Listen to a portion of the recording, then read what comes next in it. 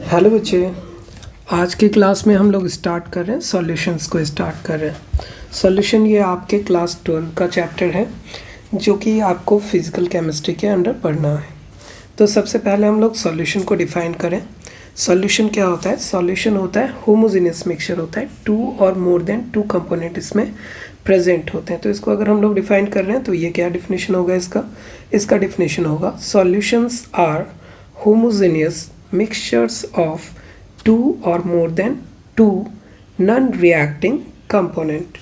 non-reacting कहने का मतलब इसमें हम लोगों को क्या होगा कि जितने भी इसके कंपोनेंट होंगे वो एक दूसरे से रिएक्ट नहीं करेंगे। अगर रिएक्ट करेंगे तो हम लोगों को ये क्या होगा, इसमें हम लोगों को जो मिक्सचर की जो प्रॉपर्टी होती है वो इससे अलग हो जाएगी। हम लोगों को जो प्रोडक्ट मिलेगा उसको हम लोग फिर से इसके कॉन्स्टिट्यूएंट पार्टिकल में सेपरेट नहीं कर सकते हैं, इसलिए ये क्या होगा, नॉन रिएक्टिंग नेचर का होगा। ठीक है। और इसके साथ साथ ये क्या होगा, आपको ये जो हमारा मिक्सचर है वो किस तरह का होगा, ये मिक्सचर हम लोगों को होगा होमोजेनियस नेचर का होगा। अब ये होमोजेनियस सब्सटेंस क्या होता है या होमोजेनियस मिक्सचर क्या होता है? होमोजेनियस मिक्सचर कहने का मतलब है कि किसी भी मिक्सचर के अगर उसमें जितने भी कंपोनेंट प्रेजेंट हैं, मान लीजिए कि आपका एक मिक्सचर है, इसमें आपके पास टू कंपोनेंट प्रेजेंट हैं। इसमें क्या हो रहा है कि इस मिक्सचर में आपको टू कंपोनेंट प्रेजेंट है। अगर आपके मिक्सचर में टू कंपोनेंट प्रेजेंट है और दोनों के दोनों कंपोनेंट, मान लीजिए कि ये आपका मिक्सचर है और इस मिक्सचर में आपको किस चीज़ से मिलकर बना है, ए और बी से मिलकर ये आपका मिक्सचर बना हुआ है। और इस मिक्सचर में अगर आपके टू कंपोनेंट हैं और इसी मिक्सचर को आप क्या करते हो, डिफरेंट पार्ट पे इसको एनालाइज करते हो। मान लो कि ये पार्ट 1 है और ये क्या है, आपको किसी दूसरे पॉइंट पे है, ये पार्ट 2 है, किसी तीसरे पॉइंट पे है, पार्ट 3 है। किसी डिफरेंट पॉइंट पे आप इसको चेक करते हो कि इसका जो कंस्टिट्यूएंट पार्टिकल है उसका रेशियो क्या है। यहाँ पे पॉइंट 1 पे क्या है, पॉइंट 2 पे क्या है, पॉइंट 3 पे क्या है।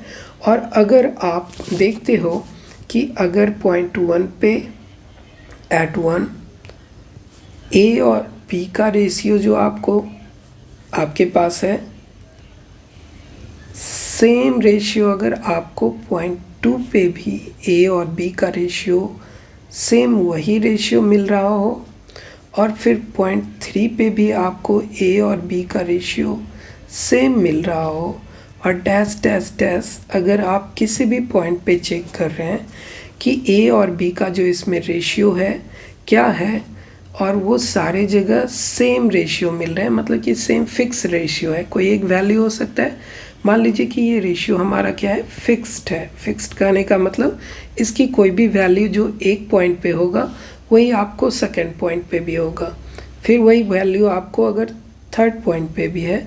तो इसका कहने का मतलब हो गया कि ए और बी का रेशियो क्या है, हम लोगों को फिक्स्ड है।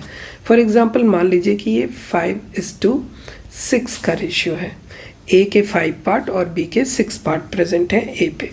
सेकेंड पॉइंट पे भी आपको क्या है, फिर से अगर आपको यही रेशियो मिल रहा है, 5:6 ही का रेशियो मिल रहा है, फिर से आपको अगर थर्ड पॉइंट पे भी 5:6 का ही रेशियो मिल रहा है, मतलब कहने का है कि हमारे पॉइंट 1, पॉइंट 2, पॉइंट 3 या पॉइंट 2 सभी जगह हमारा रेशियो क्या है, फिक्स्ड ही रेशियो है। रेशियो में कोई भी चेंजिंग नहीं हो रहा है और इस पूरे इस मिक्सचर का सेम प्रॉपर्टी किसी भी पॉइंट पे, पॉइंट 1 पे, पॉइंट 3 पे, पॉइंट 2 पे या किसी भी पॉइंट पे अगर इसकी जो भी प्रॉपर्टी है सेम प्रॉपर्टी प्रेजेंट है तो उस तरह के मिक्सचर को हम लोग क्या कहेंगे, उस तरह के मिक्सचर को हम लोग होमोजेनियस मिक्सचर कहते हैं। इसको हम लोग क्या कहते हैं, होमोजेनियस मिक्सचर कहते हैं। ठीक ना। तो होमोजेनियस मिक्सचर को भी आप डिफाइन कर सकते हो। क्या डिफाइन कर सकते हो? होमोजेनियस मिक्सचर को डिफाइन कर सकते हो, that type of mixture which has same composition at every point through out the mixture. तो किसी भी मिक्सचर के किसी भी पॉइंट पे अगर सेम कंपोजिशन प्रेजेंट हो या उस मिक्सचर की प्रॉपर्टी सेम हो तो हम लोग उस तरह के मिक्सचर को क्या कहेंगे, होमोजेनियस मिक्सचर कह लेंगे। तो अब अगर हमें होमोजेनियस मिक्सचर का डेफिनेशन पता है तो सॉल्यूशन को एक बार फिर से रिपीट करते हैं। सॉल्यूशन क्या हो गया? Solutions are homogeneous mixture of two और more than two non reacting component. तो इसमें कम से कम हमारे सॉल्यूशन में क्या होने चाहिए? 2 कंपोनेंट होने चाहिए। और मोर देन कितने भी कंपोनेंट इसमें हो सकते हैं? तो हम लोगों को बाय चांस जो हमारा सिलेबस है, हम लोगों को ओनली 2 कंपोनेंट पे ही स्टडी करना है। सॉल्यूशन में हम लोगों को किस तरह का सॉल्यूशन स्टडी करना है? हम लोगों को स्टडी करना है बाइनरी सॉल्यूशन। बाइनरी सॉल्यूशन हम लोग किसको कहते हैं? इसके बाद हमारा क्या डेफिनेशन आ रहा है? Binary solutions. तो बाइनरी सॉल्यूशंस को हम लोग कैसे डिफाइन करते हैं? बाइनरी सॉल्यूशन को हम लोग डिफाइन करते हैं that type of homogeneous mixture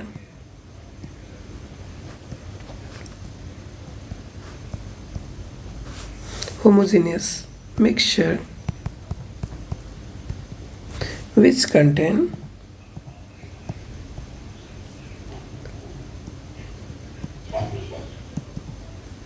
only 2 component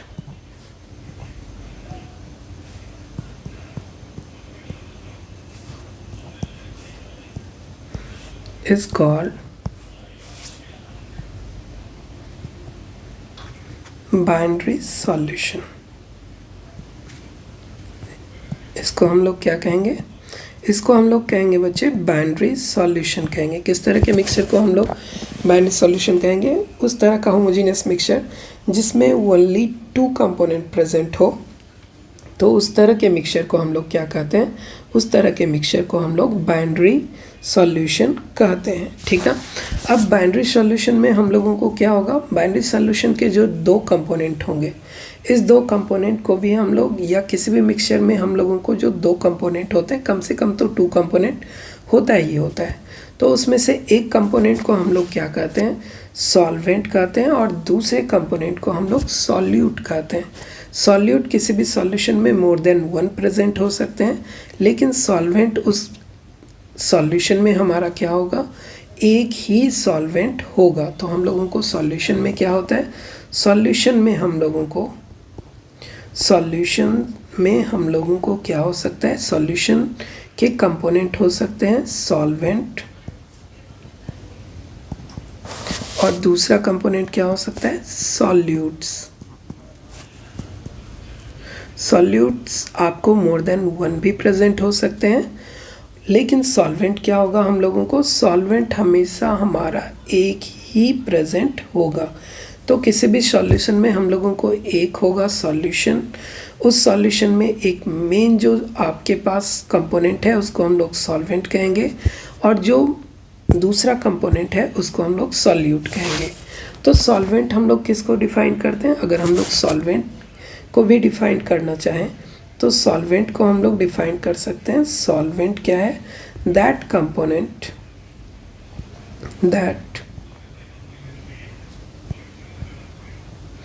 component of solution which is present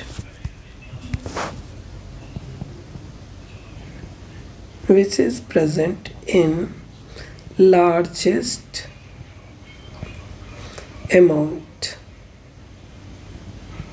अगर एक से ज़्यादा कंपोनेंट मतलब कि 2 से ज़्यादा कंपोनेंट प्रेजेंट है, तो उसमें जो सबसे लार्ज अमाउंट में जो प्रेजेंट है उसको हम लोग क्या कहेंगे? उसको हम लोग कहेंगे सॉल्वेंट कहेंगे।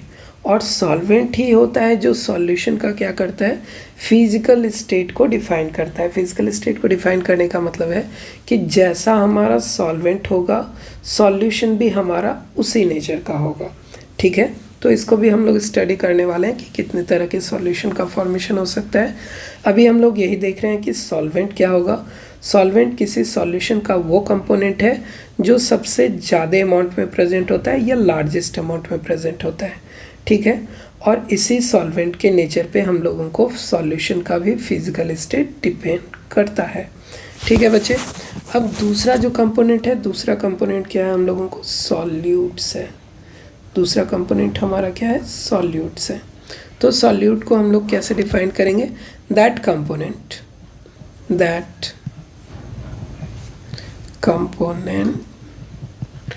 या कंपोनेंट्स, अगर मोर देन 2 कंपोनेंट है तो हम लोगों को बाइनरी सॉल्यूशन से ज़्यादा वाला कंपोनेंट है तो इसमें कंपोनेंट्स हो जाएंगे of solution which is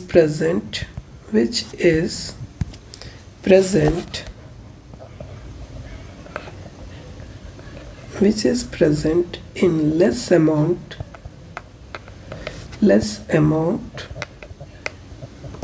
with respect to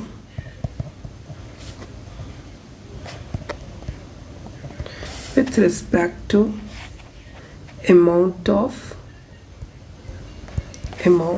of solvent। तो इसमें क्या होने वाला है कि सॉल्वेंट से जो लेस अमाउंट में प्रेजेंट हो उसको हम लोग क्या कहते हैं, सॉल्यूट कहते हैं। Is called solutes. इट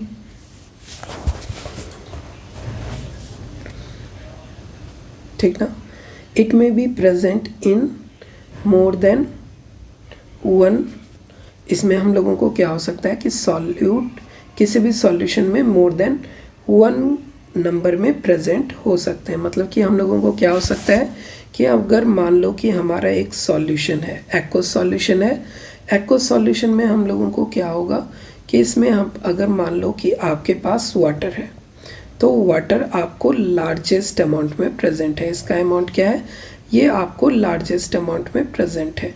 इसके साथ आप क्या ऐड कर सकते हो, इसके साथ आप ऐड कर सकते हो सोडियम क्लोराइड को ऐड कर दिए, कुछ सोडियम क्लोराइड डाल दिए, कुछ दूसरा सॉल्यूट डाल दिए, पोटेशियम क्लोराइड को भी डाल दिए। तो हम लोग क्या कर रहे हैं कि सबसे ज़्यादा अमाउंट है हमारे पास वाटर का, इसमें हम लोग सॉल्यूट 1 को डालें और इसके साथ साथ हम लोग सॉल्यूट 2 को भी डाल दिए। तो सॉल्वेंट तो हमारा क्या हो गया, ये हमारा एक ही सॉल्वेंट हुआ। फिर इसमें सॉल्यूट क्या हो गया, ये भी सॉल्यूट है और ये दूसरा भी सॉल्यूट है, ये भी हमारा सॉल्यूट है, ये भी सॉल्यूट है। और इसके अमाउंट क्या होंगे, इसके अमाउंट आपको लेस देन होंगे with respect to amount of water. ये वाटर जो होगा ये क्या होगा, हमारा लार्जेस्ट अमाउंट में प्रेजेंट होगा। तो हम लोग इसको क्या कहेंगे, इसका सॉल्वेंट कहेंगे। और जो हमारा रिजल्टेंट सॉल्यूशन होगा किसके नेचर पे डिपेंड करेगा, वाटर के नेचर पे ही डिपेंड करेगा। इसलिए हम लोग कहते हैं कि किसी भी सॉल्यूशन का जो नेचर होता है या कहो कि जो फिजिकल स्टेट होता है उस सॉल्यूशन के सॉल्वेंट पे ही डिपेंड करता है। सॉल्यूट पे उसका फिजिकल स्टेट डिपेंड नहीं करता है, उसके कॉन्सेंट्रेशन का टर्म्स डिपेंड कर सकता है। अब हम लोग क्या कहते हैं, अब हम लोग देखते हैं कि सॉल्यूशन के 2 कंपोनेंट हुए, एक हुआ हमारा सॉल्यूट।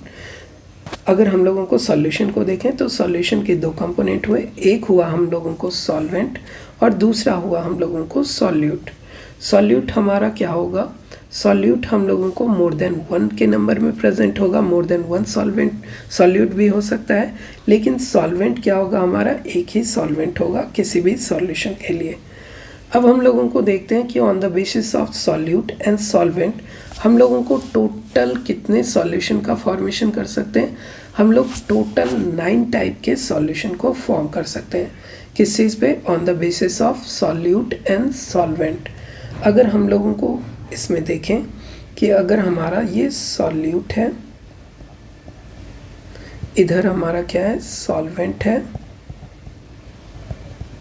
और इधर हम लोगों को किस चीज़ का फॉर्मेशन हो रहा है, सॉल्यूशन का फॉर्मेशन हो रहा है। तो हम लोग कितने तरह के सॉल्यूशन का फॉर्मेशन कर सकते हैं on the basis of physical state of solute and solvent. हम लोग इसमें सॉल्यूट रख सकते हैं, क्या रख सकते हैं, सॉलिड सॉल्यूट रख सकते हैं। फिर उसके बाद हम लोग रख सकते हैं लिक्विड सॉल्यूट रख सकते हैं। फिर उसके बाद हम लोग गैसियस सॉल्यूट को रख सकते हैं। और हम लोगों को जो सॉल्वेंट होगा ये भी हमारा सॉलिड हो सकता है, ये हम लोगों को लिक्विड भी हो सकता है, फिर ये हम लोगों को गैसेस भी हो सकता है।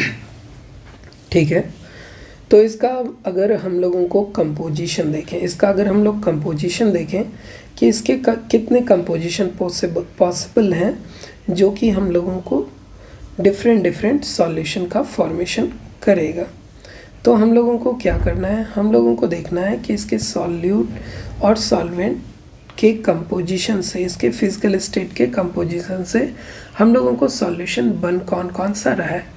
अगर हम लोगों को सॉल्यूट और सॉल्वेंट के लिए बात करें, ये सारे के सारे क्या हो सकते हैं, सॉलिड, लिक्विड या गैस में से कोई एक हो सकता है हमारे पास। ठीक है, फिर से हम लोगों को क्या होगा, फिर से हम लोगों को solute, solid, liquid and gas में से कोई एक होगा। तो हम लोग स्टार्ट करते हैं solid solute plus solid solvent से स्टार्ट करते हैं। जो हमारा सॉल्यूशन बनेगा, सॉलिड प्लस सॉलिड का जो हमारा सॉल्यूशन बनेगा, ये भी किस नेचर का होगा, सॉलिड नेचर का ही होगा। ये भी क्या होगा, हम लोगों को सॉलिड नेचर का ही होगा। इसके सिंपल एग्जांपल क्या क्या हो सकते हैं हम लोगों को, इसके डिफरेंट एग्जांपल हो सकते हैं हम लोगों को। कोई भी मेटल का एलॉय जो किसी दूसरे मेटल के साथ मिक्स करने पे बनता है। फॉर एग्जांपल अगर हम लोग रख लें कि गोल्ड को, Au फॉर गोल्ड, ये किसके साथ मिक्स हो सकता है, कॉपर के साथ मिक्स हो सकता है, और हम लोगों को सॉलिड सॉल्यूशन का ही फॉर्मेशन करेगा। कॉपर को हम लोग हाई टेम्परेचर पे ले जाएंगे और गोल्ड को हम लोग हाई टेम्परेचर पे ले जाएंगे और दोनों को मिक्स कर देंगे, और जो रिजल्टेंट हम लोगों को बनेगा वो क्या होगा, कॉपर और गोल्ड का क्या मिलेगा, एलॉय मिलेगा। ये क्या मिलेगा, ये एलॉय हो सकता है, कोई भी एलॉय हो सकता है। जिंक और कॉपर का भी एलॉय हो सकता है, जिंक और निकेल का भी एलॉय हो सकता है, जिंक प्लस निकेल का एलॉय हो सकता है हम लोगों को, जिंक प्लस Ni का एलॉय हो सकता है। ये सारे के सारे एग्जाम्पल किसके हैं, सॉलिड प्लस सॉलिड सॉल्यूशन के हैं। ठीक है, अब हम लोगों को जो दूसरा सॉल्यूशन देखते हैं कि इस बार हम लोग फिर से सॉल्वेंट तो सॉलिड ही रखेंगे, लेकिन जो सॉल्यूट है उसको लिक्विड के फॉर्म में रखेंगे। अगर हम लोग सॉल्वेंट को लिक्विड के फॉर्म में रखें तो इसका एग्जाम्पल क्या हो सकता है, मान लो कि सॉल्यूट हम लोगों को क्या है, सॉल्यूट इस बार हम लोगों को लिक्विड आया है और सॉल्वेंट क्या है, सॉलिड है। तो इसका एग्जाम्पल हो सकता है लिक्विड में हम लोगों को सॉल्यूट, मान लीजिए कि मरकरी है, ठीक ना, ये लेस अमाउंट में प्रेजेंट है, मरकरी आप लोगों को लेस अमाउंट में प्रेजेंट है, Hg। फिर इसके साथ हम लोग क्या ऐड कर रहे हैं, इसके साथ हम लोग सॉलिड ऐड कर रहे हैं। सॉलिड क्या हो सकता है, सोडियम हो सकता है। मान लीजिए कि सोडियम और मरकरी का मिक्सचर बना है। इस दोनों को जब हम लोग मिक्स किए तो सोडियम अमलगम का फॉर्मेशन हुआ। किसका फॉर्मेशन हुआ, Na सोडियम अमलगम। ये सोडियम अमलगम का फॉर्मेशन किया, ये भी किस नेचर का होगा, सॉलिड नेचर का ही होगा। तो हम लोग इसके एग्जाम्पल देखें। अब मान लो कि कोई सॉलिड में हम लोगों को सॉल्यूट जो डाल रहे हैं वो गैसियस स्टेट में है, तो इसका एग्जाम्पल क्या हो सकता है, इसका एग्जाम्पल हो सकता है हाइड्रोजन गैस को अगर हम लोग प्लैडियम क्या है, Pd फॉर प्लैडियम, ये हम लोगों को सॉलिड के फॉर्म में है। प्लैडियम कैसा है, प्लैडियम है हम लोगों को सॉलिड के फॉर्म में है, और इसके साथ अगर हम लोग मिक्स कर दें, जैसे क्या होता है कि प्लैडियम के सरफेस पे क्या होता है, हाइड्रोजन गैस आके ट्रैप हो जाता है, और उसके बाद जो रिजल्टेंट मिक्सचर बनता है वो किस नेचर का होता है, वो आप लोगों को सॉल्यूशन सॉलिड नेचर का ही होता है। और इसमें अगर हम लोगों को ये सॉल्यूशन बन रहा है तो इसको हम लोग सॉलिड सॉल्यूशन कहेंगे। तो इसमें जितने भी सॉल्यूशन बने हैं, जो भी solid plus solute plus solid solvent, दोनों को मिक्स करके हम लोगों को सॉलिड सॉल्यूशन बना। फिर उसके बाद liquid solute plus solid solvent मिला के हम लोगों को फिर से सॉलिड सॉल्यूशन बना। फिर उसके बाद gaseous solute plus solid solvent मिला के फिर से हम लोगों को सॉलिड सॉल्यूशन का फॉर्मेशन हुआ, ठीक ना। तो इस तरह से हम लोग देखें कि 3 composition, solid plus solid, liquid plus solid and gas plus solid से हम लोगों को सॉलिड सॉल्यूशन का फॉर्मेशन हो रहा है। सेम इसी तरह का कंपोजिशन हम लोगों को हो सकता है कि अब हम लोग सॉल्वेंट को क्या कर दें, लिक्विड के फॉर्म में रखें, और लिक्विड के फॉर्म में हम लोग सॉलिड सॉल्यूट को डालें, फिर लिक्विड सॉल्यूट को डालें, फिर उसके बाद गैसेस सॉल्यूट को डालें। फॉर एग्जांपल इसका क्या हो सकता है, बेटर एग्जांपल हो सकता है कि इस बार हम लोग वाटर को रखते हैं सॉल्वेंट के फॉर्म में और इसमें हम लोग सॉलिड को ही मिक्स करते हैं। सॉलिड क्या मिक्स कर रहे हैं, NaCl को मिक्स किए। सॉलिड हो सकता है हमारा NaCl हो सकता है, लेस अमाउंट में प्रेजेंट हो, और हम लोगों को जो लिक्विड है वो क्या हो सकता है, वाटर हो, लार्ज अमाउंट में प्रेजेंट हो। जो सॉल्यूशन बनेगा वो किस नेचर का होगा, लिक्विड सॉल्यूशन के ही फॉर्म में होगा। ठीक है, फिर उसके बाद मान लीजिए कोई लिक्विड है, लिक्विड सॉल्वेंट हम लोग मान लो इथाइल अल्कोहल को रख लिए। किसको रख लिए, हम लोग C2H5OH को रख लिए, ये इथाइल अल्कोहल है। फिर इसको हम लोग वाटर के लार्ज अमाउंट में मिक्स कर दिए। जो सॉल्यूशन बनेगा ये भी क्या होगा, हमारा लिक्विड सॉल्यूशन होगा। ठीक है, फिर इसके बाद मान लीजिए कि अब क्या कर रहे हैं हम लोग, किसी गैस को किसी वाटर सरफेस के ऊपर लेके जा रहे हैं। अब उसमें हम लोग प्रेशराइज करें और वो क्या हो जाए, मान लीजिए कि आपको ऑक्सीजन गैस को हम लोग वाटर के सरफेस के ऊपर रखें, तो फिर से ये गैस मिक्स हो जाएगा लिक्विड में, और फिर से जो हम लोगों को सॉल्यूशन बनेगा ये भी क्या होगा, लिक्विड नेचर का होगा। तो इस तरह से हम लोग क्या देखते हैं, इस तरह से हम लोग देखते हैं कि हमारे पास फिर से 3 कंपोजिशन लिक्विड सॉल्यूशन फॉर्मेशन के लिए आ गया। 3 कंपोजिशन क्या क्या हुआ, solid to liquid, liquid solution, liquid to liquid, liquid solution, फिर हम लोगों को सॉलिड टू फिर उसके बाद हम लोगों को gas to liquid, liquid solution. इसके बाद फिर से हम लोग क्या देखेंगे, फिर से हम लोग देखेंगे कि अब इस बार हम लोग जो सॉल्वेंट ले रहे हैं, सॉल्वेंट क्या लेंगे, गैसियस सॉल्वेंट ले सकते हैं। हम लोग क्या ले सकते हैं, किसी गैसियस सॉल्वेंट को ले सकते हैं। अब गैस में भी फिर से हम लोग सॉलिड को मिक्स करेंगे, लिक्विड को मिक्स करेंगे और गैस को मिक्स करेंगे। तो जो हमारा रिजल्टेंट सॉल्यूशन बनेगा वो क्या होगा, ये हमारा गैसियस सॉल्यूशन ही होगा। इसमें हम लोगों को क्या होने वाला है,